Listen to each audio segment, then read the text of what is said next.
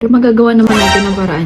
Hi guys! Gamitin kong mga products ngayon is from Focallure. Ayan, mabibili siya sa any blue, orange app. Ayan, so meron din dito sa TikTok shop. So if you want to see the video or how I create the look, just keep on watching.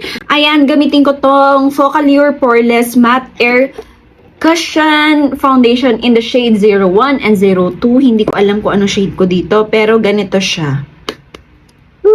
Meron siyang mirror. May maputi sa 001. So, try natin sa 102. 101 pala yung kanina. Ito si 102. Uy, parang si 102. Oh, diba? Gagawa naman natin ng paraan yun, be. Boy centuries. Literal, be, mawawala yung pores mo dito. Pati yung original na kulay mo, charis. And I'm gonna do this contour para mabawasan yung pagkaputi ng face. This is the Focallure Face Contour in the shade number 1. Ayan siya, be. Maganda naman.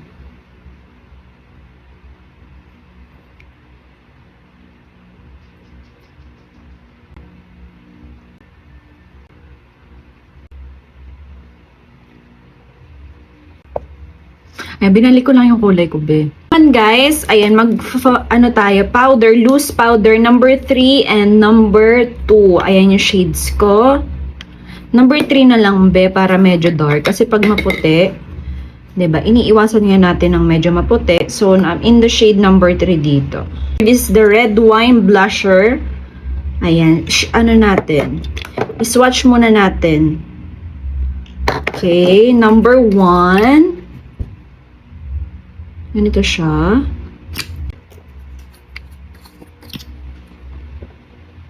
Ayan siya. Napaka-creamy niya.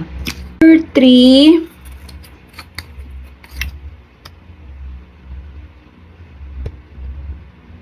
And number 4. Parang tinatawag ako ng number 4. Ang cute niya kasi.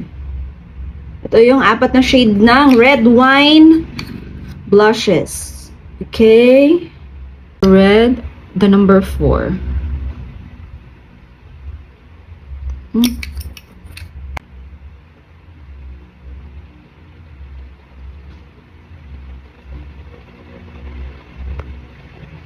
Ang dali niya ma-blend.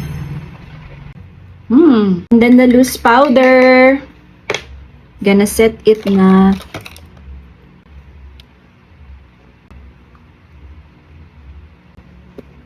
Sa kilay, gamitin ko tong stamp nila. Ayan. Ito yung kanilang eyebrow stamp from Pink Flash.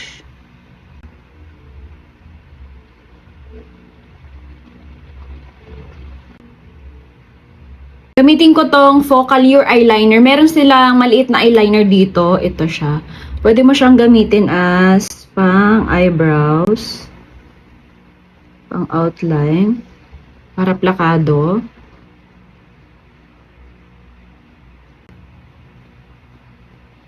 Okay guys, for my eyeshadow, ginamit ko na lang yung blush ko in the shade number 2 kasi may pagka brownish orange.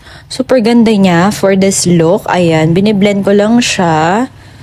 And I used this eyeliner, yung medyo manipis yung brush niya para magkaroon tayo ng very natural lang na eyeliner. And nagulat ako sa highlighter na ito. Nakakaloka. Nakalimutan ko, gagamitin ko pala tong Focallure Fluff Max. Ayan. So, lalagay ko siya sa aking...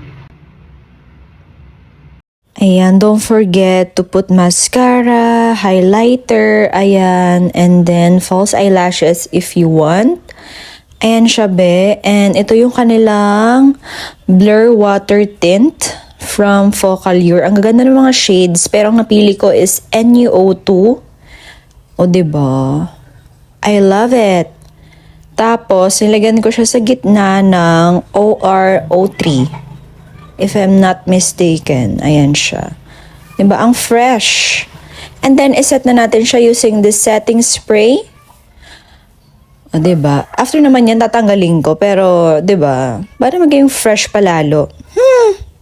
And this is the finished look. I love it, guys.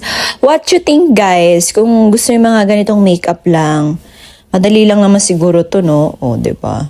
Madali lang gayahin. Naglagay lang ako ng contact lens. Ayan, tapos no suklay look para mas bongga yung ating aurahan. Parang feeling ko kasi parang ang ganda kapag hindi nagsuklay. Yung iba naman, suklay lang talaga ang ano. Ewan ko, parang mas natural tignan. Yung ganito, 'di ba? Let me know, guys, if you want to create this look or kung nagustuhan nyo. Anyways, thank you so much for watching. Bye-bye!